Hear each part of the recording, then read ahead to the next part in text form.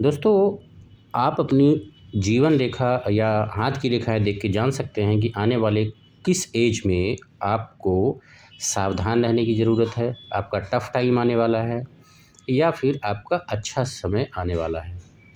Generally दोस्तों ये देखा गया है कि कुंडली में कभी-कभी समय अगर सही नहीं है क्योंकि समय में 1 सेकंड में ग्रह नक्षत्र चेंज हो जाते हैं, तो उसके हिसाब से कभी-कभी कुंडली में प्रिडिक्ट करना मुश्किल होता है। लेकिन जो हाथ की रेखाएँ होती हैं, वो आपको क्लियर बताती हैं कि आपका आने वाला समय कैसा होगा।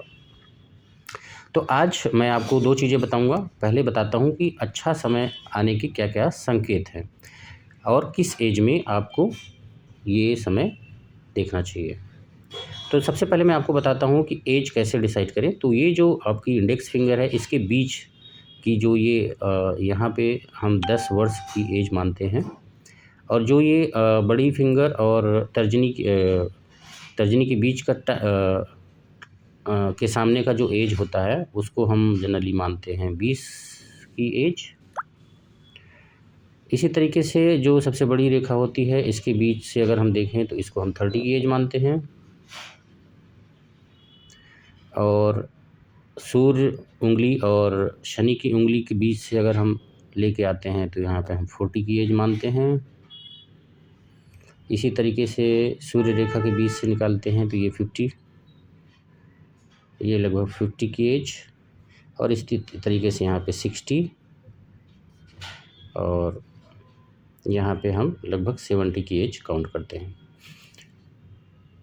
अब आप ये देखिए कि आपके अगर इस जीवन रेखा पे यहाँ पे इस तरीके का अगर ट्रायंगल बनता है, दोस्तों यहाँ पे ध्यान देने वाली बात ये है कि अगर ये ट्रायंगल जीवन रेखा और मस्तिष्क रेखा दोनों साथ में हैं, तब बनता है। यानी कि दोनों के अलग होने के पहले बनता है अगर यहाँ पे या फिर इस तरीके से, तो ये बहुत ही शुभ माना जाता है।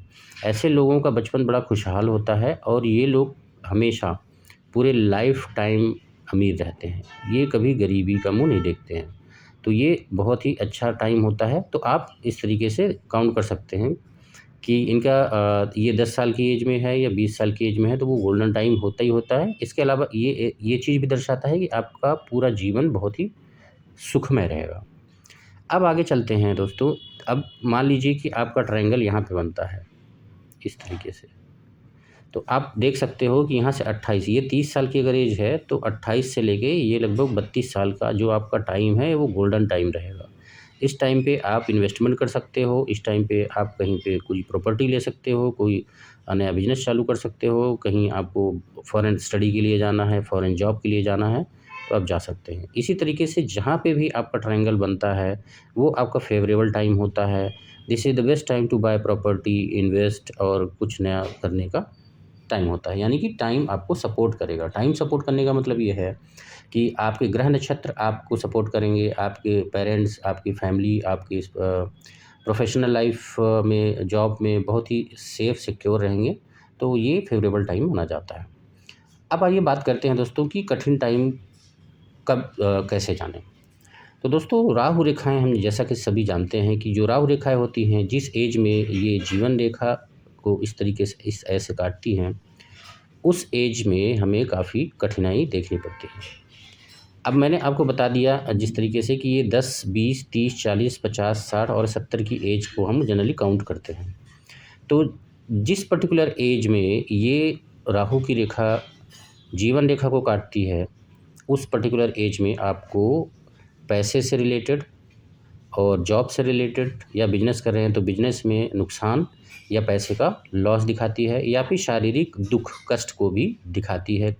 कभी-कभी कुछ लोगों के रिलेशन्स में भी बहुत ही ज़्यादा इसमें खटास आती है। तो जहाँ पे भी ये जीवन रेखा को इस तरीके से राहु रेखा कट कर रही है, उस टाइम में आपको सावधान होने की ज़रूरत है। ऐसे वक़्त में इन्वेस्टमेंट ना करें।